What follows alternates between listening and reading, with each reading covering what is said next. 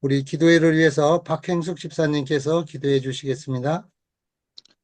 하나님 아버지 감사합니다. 이 새벽 저희를 사랑하사 말씀 앞으로 모이게 하시니 감사합니다. 아버지 하나님, 준비된 말씀에도 축복하여 주시고, 그리고 주님, 저희들 들을 길을 열어주시사 아버지의 말씀을 듣고 아버지의 뜻대로 기도하는 저희 모두가 되게 하여 주시옵소서.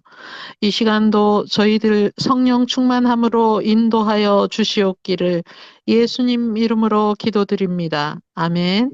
네. 아멘. 오늘 하나님의 말씀, 생명의 말씀을 우리 최상재 목사님께서 대언해 주시겠습니다. 최상재 목사님. 안녕하십니까. 또 우리 기도회원들 아침에 뵙게 돼서 기쁘게 생각합니다. 네, 오늘은 너희는 염려하지 말라라고 하는 제목으로 하나님의 말씀을 읽고 은혜를 받고자 합니다. 마태복음 6장에 있는 말씀 몇 구절 제가 읽겠습니다. 새번역 성경을 가지고 읽겠습니다. 마태복음 6장 21절입니다. 네 재물이 있는 곳에 네 마음도 있느니라. 22절 눈은 몸의 등불이다. 만일 네 눈이 밝으면 네 온몸이 밝을 것이다. 그러나 네 눈이 나쁘면 온몸이 어두울 것이다. 그러므로 네 안에 있는 빛이 어두우면 그 어둠이 얼마나 심하겠느냐. 6장 33절과 34절입니다. 먼저 아버지의 나라와 아버지의 의를 구하라. 그리하면 이 모든 것들이 너희에게 덤으로 주어질 것이다. 그러므로 내일 일을 걱정하지 마라. 내일 일은 내일 걱정할 것이고 오늘의 고통은 오늘로 충분하다. 2002년에 9.11 테러 사건이 났죠. 2001년이죠 아마. 그래서 미국의 쌍둥이 무역 빌딩이 무너져 내렸습니다. 그 모습을 보고 미국에 살던 어떤 한국 사람들이 부랴부랴 비행기를 타고 인천공항에 내렸습니다. 그리고는 아이고 이제 살았다고 했답니다. 몇 년 후에 연평도에 북한의 폭탄이 떨어졌습니다. 한국의 어떤 부자들이 부랴부랴 비행기를 타고 미국 공항에 내려서 아이고 이제 살았다 그렇게 했답니다. 두려워서 재물을 많이 쌓아서 비행기를 타고 이곳저곳 다니는데 어려움이 없는 이런 부자들도 이 재물이 이 재난을 피하게는 할 수 있지만 두려움을 해결해 주지는 못합니다.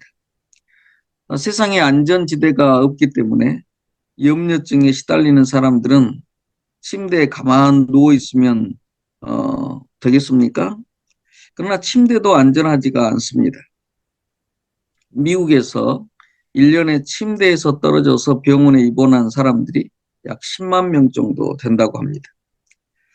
이 세상은 위험과 또 안절부절과 두려움으로 가득 차 있는 세상이죠.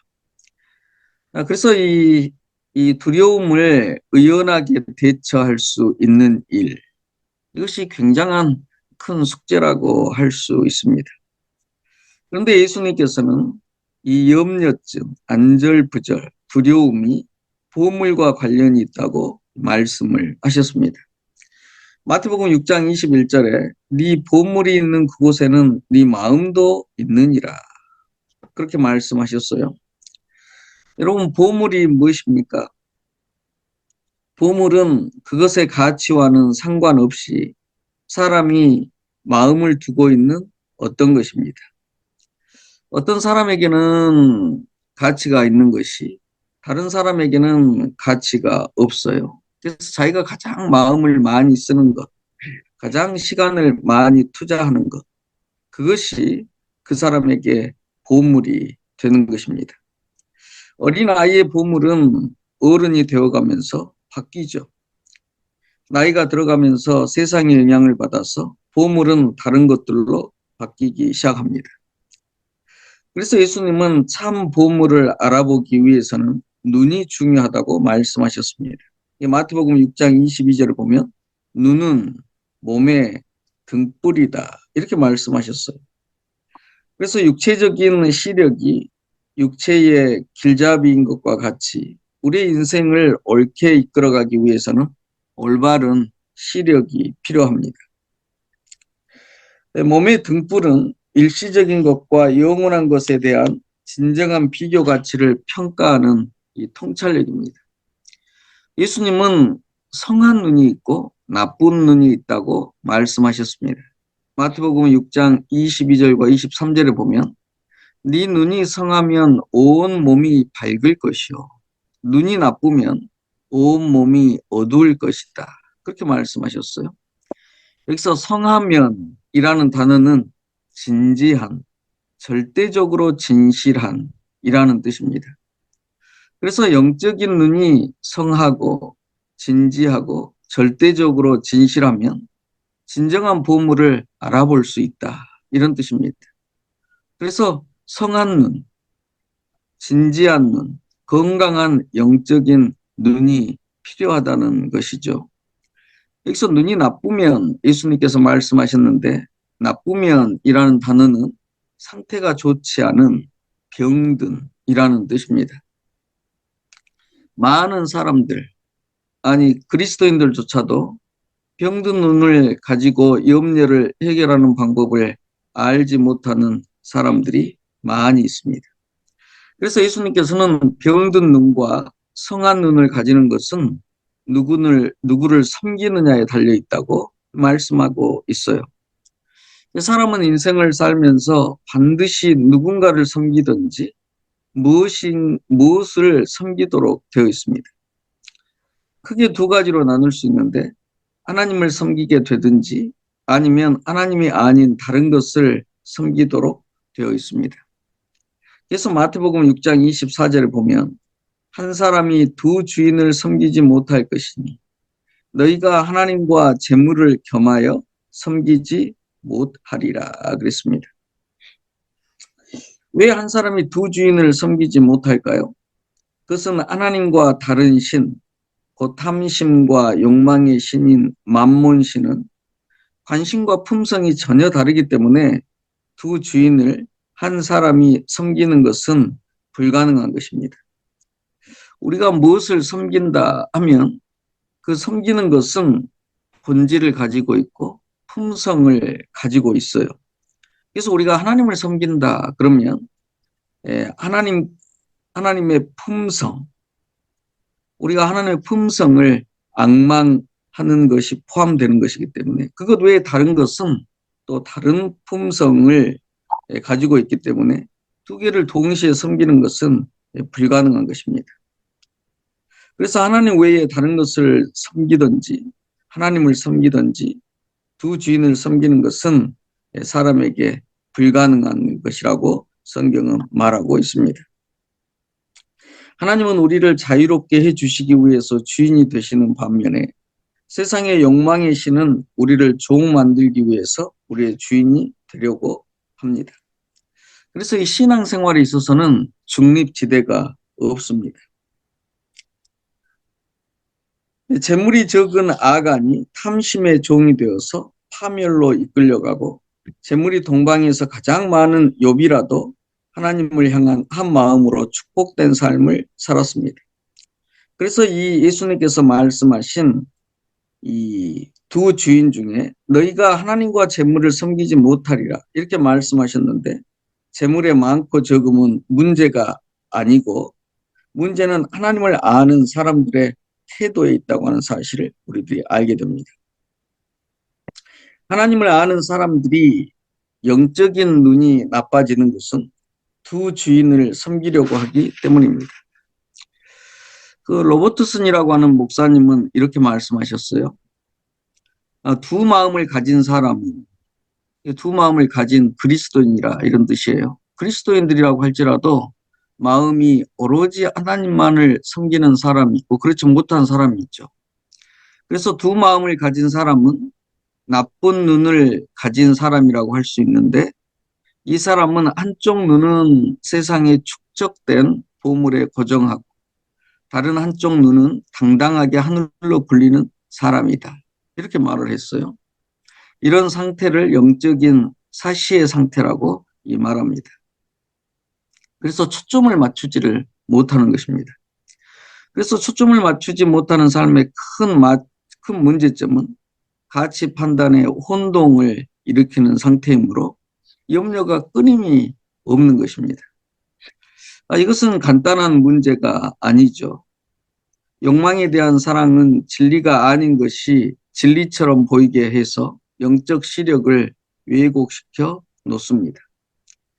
그래서 이 염려가 많게 되면, 나쁜 눈을 갖고 있게 되면 가치 판단에 혼동이 생겨서 사람들에게 염려가 증가할 수밖에 없습니다. 그래서 마태복음 6장 25절에 보면 예수님께서 이렇게 말씀하셨어요. 그러므로 내가 너희에게 이르노니 목숨을 위하여 무엇을 먹을까, 무엇을 마실까, 몸을 위하여 무엇을 입을까 염려하지 말라. 목숨이 음식보다 중하지 아니하며 몸이 의복보다 중하지 아니하냐. 여기 보면 무엇보다라고 하는 이 비교급을 예수님께서 쓰셨어요. 그래서 목숨이 음식보다, 몸이 의복보다 이렇게 예수님께서 말씀하시는 것은 어떤 것을 다른 것보다 가치 있게 보느냐에 관한 가치 판단의 문제죠. 그래서 가치 판단이 모든 것을 결정하는 것입니다. 그래서 예수님께서는 이렇게 물으셔요. 목숨이 음식보다 중하지 아니하냐? 몸이 의복보다 중하지 아니하냐? 이 질문이 어려운 질문이 아니죠. 당연히 목숨이 음식보다 중요하고 몸이 의복보다 중요하죠. 그러나 이 당연한 질문에 대해서 올바르게 대답하는 사람이 이 세상을 자세히 보면 대답은 그렇게 할지 모르지만 사는 삶은 그렇지 못하는 경우를 우리가 잘 알 수가 있습니다. 그 미국의 억만장자 부동산 투자가인 레오나 험슬리라는 사람이 있는데 이 사람이 2007년에 세상을 떠났어요. 근데 이 사람이 죽으면서 자신이 가지고 있는 애완동물이 고양이가 한 마리 있었는데 이 고양이에게 161억 원의 유산을 남겨주었어요. 2020년 세상을 떠난 프랑스 명품 브랜드 샤넬의 수석 디자이너인 칼 라커펠티는 21억 원의 유산을 자기가 기르던 고양이 슈페트에게 남겨주었습니다.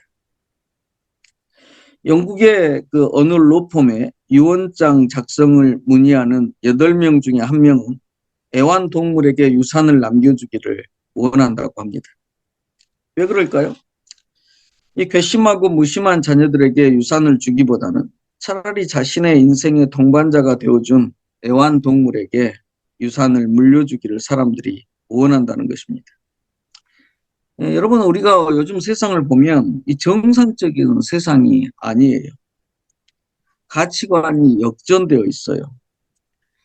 그래서 우리 대한민국도 보면 이 공원에 가서 보면 그 유모차에 애완동물을 많이 태우고 다녀요. 옛날에는 애기들을 태우고 다녔는데 요즘에는 애완동물을 애지중지하면서 이 유모차를 애완동물들이 많이 타고 다닙니다.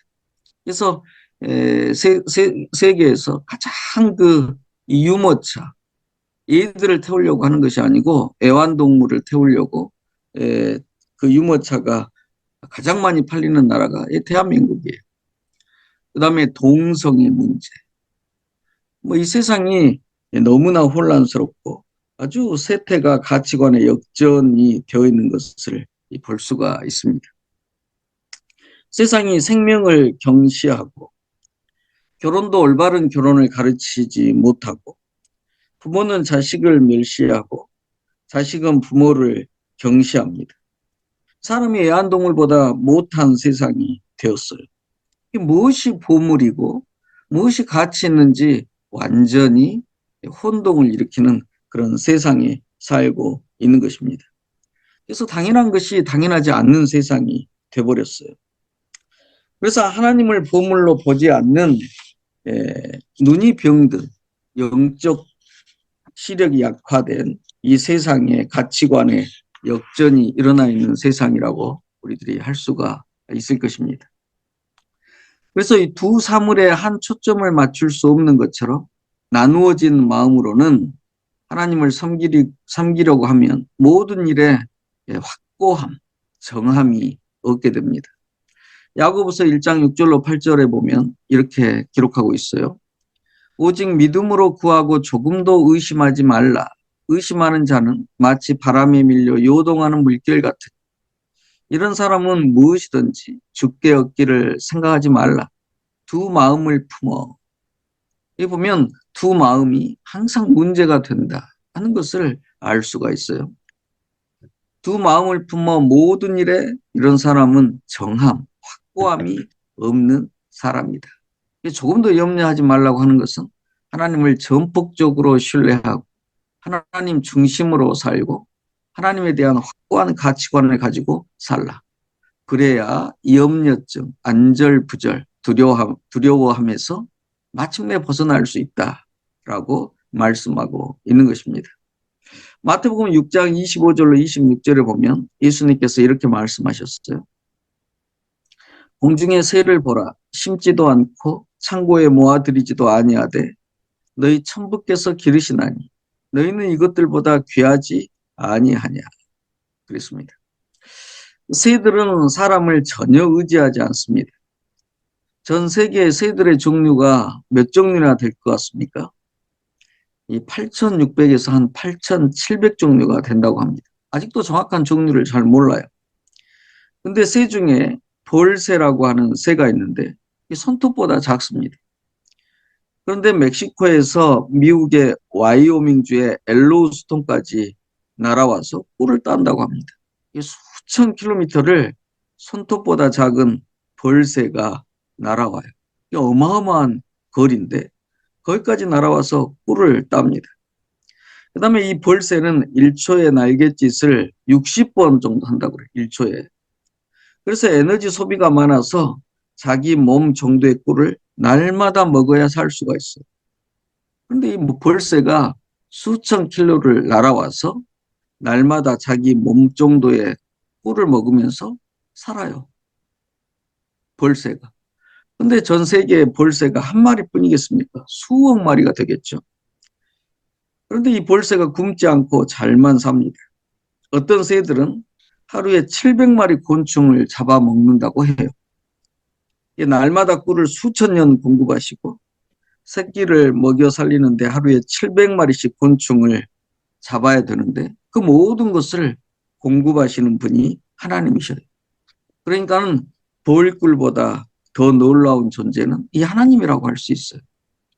그래서 하나님께서, 예수님께서 공중의 새를 봐라. 공중의 새를 봐라.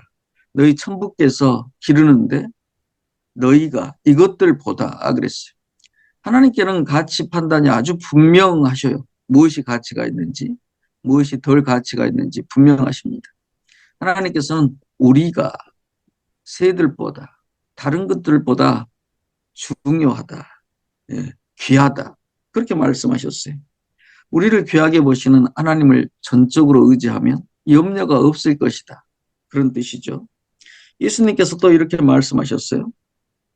마태복음 6장 26절 29절에 보면 또 너희가 어찌 의복을 위하여 염려하느냐. 들의 백합화를 보라. 어떻게 자라는가 생각하여 보라. 내가 너희에게 말하노니 솔로몬의 모든 영광으로도 입은 것이 이 꽃 하나만 갖지 못하였느니라 그랬어요. 세상의 꽃의 종류는 한 40만 종 이상이라고 합니다. 정확히 식물의 종류가 얼마나 많은지 아는 식물학자가 없습니다. 저희 집에는 식물이 많이 있어요. 저는 식물을 잘 키우지 못하는데 저희 집사람이 식물을 잘 키웁니다. 근데 여러분 난초를 선물 받으면 저도 가끔씩 난초를 선물을 받는데 그것을 잘 키우려고 얼마나 사람들이 정성을 들입니까? 그런데 그것을 잘 키우기가 쉽지가 않아요. 그러나 하나님은 산천에 아무 꽃이나 아무 나무나 다 널려놓고 섞어 놓아도 잘만 자라게 하십니다. 햇빛도 주시고 그늘도 주시고 비도 막 뿌리시고 태풍으로 흔들어 놓으셔도 멋있게 잘 기르셔요. 참 신기할 노릇이에요. 사람들은 식물 하나하나를 성격을 파악해서 물도 주고 물도 적게 주고 그렇게 해야 되잖아요. 선인장은 물을 많이 주면 금방 죽어버려요.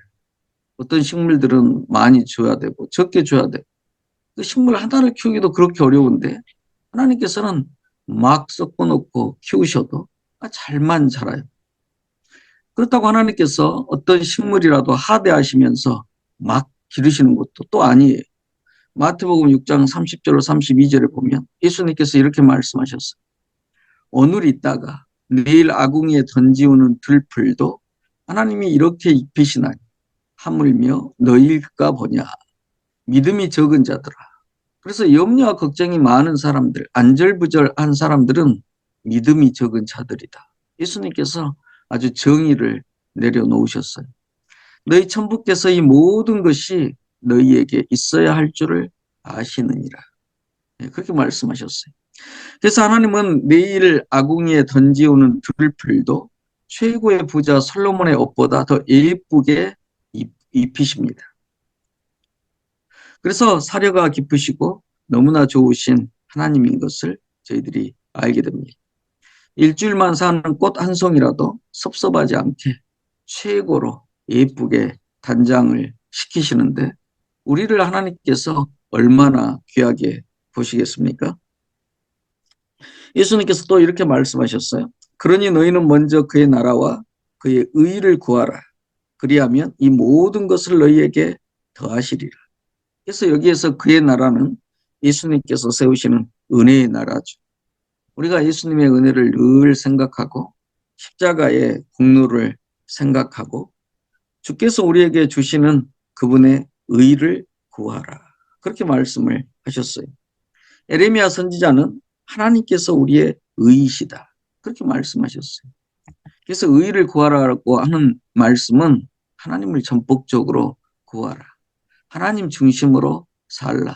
하나님을 전적으로 신뢰하라. 그런 뜻이라고 할 수 있습니다. 너희는 먼저 그의 나라와 그의 의를 구하라. 그리하면 이 모든 것을 너희에게 더하시겠다. 그렇게 말씀을 하셨어요. 그래서 예수님께서는 결론적으로 이렇게 말씀을 하십니다. 마태복음 6장 34절입니다. 그러므로 내일 일을 위하여 염려하지 말라. 내일 일은 내일 염려할 것이요. 한날 괴로움은 그날의 족하니라. 여기 그 정확한 번역은 이런 번역이에요. 그러므로 내일 일을 위하여 염려하지 말라. 내일 일은 내일이 염려할 것이요. 한날 괴로움은 그날의 족하니라. 왜 내일 일은 내일이 염려할 것이요? 라고 예수님께서 말씀하셨냐면 그 시간의 주인은 하나님이셔요. 그래서 내일은 내일이 염려할 것이니 내가 염려할 것이니 내가 관리할 것이니 너희는 오늘 하루를 하나님 안에서 살라. 그렇게 말씀하고 있습니다. 잠언 27장 1절을 보면 하루 동안에 무슨 일이 일어날는지 사람은 알지 못한다. 그랬어요. 오늘 무슨 일이 일어날지 알지 못하는 사람이 내일을 끌어다가 오늘 그 짐을 지는 것은 어리석은 일이다. 그렇게 말씀하고 있는 것입니다. 재림교회 주서 9권 265페이지에 보면 이렇게 말씀하셨어요. 그리스도인은 도대체 그리스도인이 무엇이냐? 그리스도인은 하나님께서는 내일이 오기 전에는 내일의 무거운 짐에 대한 도움을 주지 않으신다는 것을 항상 기억하는 사람이다. 그렇게 이야기했어요. 그리스도인은 하나님께서는 매일의 날마다의 짐을 감당할 수 있는 힘을 주시는데 내일의 무거운 짐에 대한 도움은 내일 주신다. 그것을 항상 기억하는 사람이다. 그렇게 말씀하셨어요.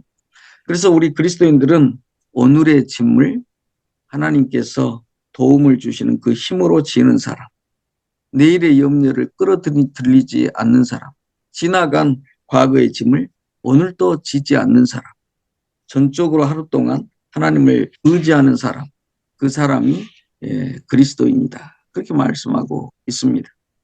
내일의 무거운 짐을 오늘 지지 않는 것을 체득한 사람이 그리스도인입니다. 그 시간의 주인이신 하나님께서 내일을 다루실 것이니까 오늘 하나님 안에서 쉬고 염려하지 말라고 예수님께서 말씀하십니다. 그것을 믿으라고 말씀하십니다. 그래서 하나님의 나라와 의가 되시는 그리스도, 하나님을 전적으로 의지하고 그분을 앙망하라고 그렇게 말씀하십니다. 그렇게 되면 너희들이 염려가 없어질 것이다. 다시 말하면 쉼을 얻을 것이다. 그렇게 말씀하고 있어요. 우리가 이 세상을 살아가면서 쉼이 가장 필요하죠. 세상이 너무나 험난하고 걱정, 염려거리가 많은 이 세상에서 오늘 예수님께서 말씀을 통해서 하나님을 전적으로 신뢰하고 의지하고 그 다음에 두 마음을 품지 않고 건강한 영적 눈을 가지고 살 때에 우리의 마음속에 하나님의 사랑이 충만해져서 두려움을 내어 쫓는다. 그렇게 말씀하고 있습니다. 그래서 오늘 기도에 모이신 우리 모든 장로님들, 집사님들, 또 목사님, 저를 비롯해서 모든 그리스도인들이 이런 예수님의 말씀에 철저히 순종하여서 두려움과 염려를 우리의 삶 속에서 몰아내시는 하나님을 날마다 깊이 신뢰하고 경험하시는 성도들 되시기를 바랍니다. 저희를 지키 사랑하시는 하나님 아버지, 오늘도 조용한 아침에 또 우리 기도 회원들 모이게 하시고 또 하나님께 기도드릴 수 있도록 인도하여 주셔서 감사합니다. 주의 놀라우신 성령님께서 굽이굽이 우여곡절에 저희들의 인생을 오늘까지 붙들어 주시고 인도하여 주셔서 감사합니다. 저희들이 사는 세상은 참으로 가치 판단이 뒤집어져 있는 이상한 세상입니다. 죄가 만연되어 있는 그런 세상입니다. 주의 놀라우신 성령의 인도하심을 받지 않고는 영적인 건강함을 누릴 수 없는 이 암흑한 시대를 살고 있사오니 저희 모든 새벽기도 회원들과 모든 재림 성도들이 늘 말씀을 묵상하고 성령 충만함을 간구하여서 이 시대를 주의 말씀과 성령의 인도하심으로 승리할 수 있도록 인도하여 주시옵소서. 특별히 모든 우리 감람산 새벽기도 회원들을 위해서 기도합니다. 그들의 평생의 삶 동안에 하나님을 소망하고 주님을 앙망하며 하나님을 의지하고 살았습니다.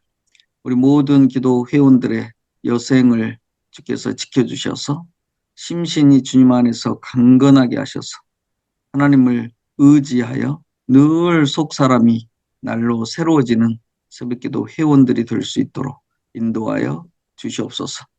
우리의 자녀들을 위해서 기도합니다.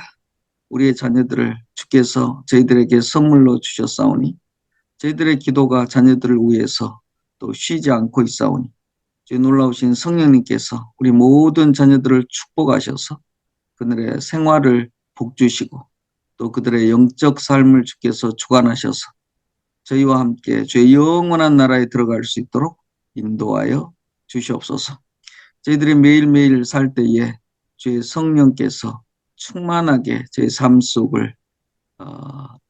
속에 임재하셔서 말과 행동과 저희 모든 일을 통하여 예수 그리스도의 위대하신 사랑과 하나님의 영광이 드러나는 삶을 매일매일 살다가 주의 영원한 나라에 들어갈 수 있도록 인도하여 주시옵기를 예수 그리스도의 귀하신 이름으로 기도합니다.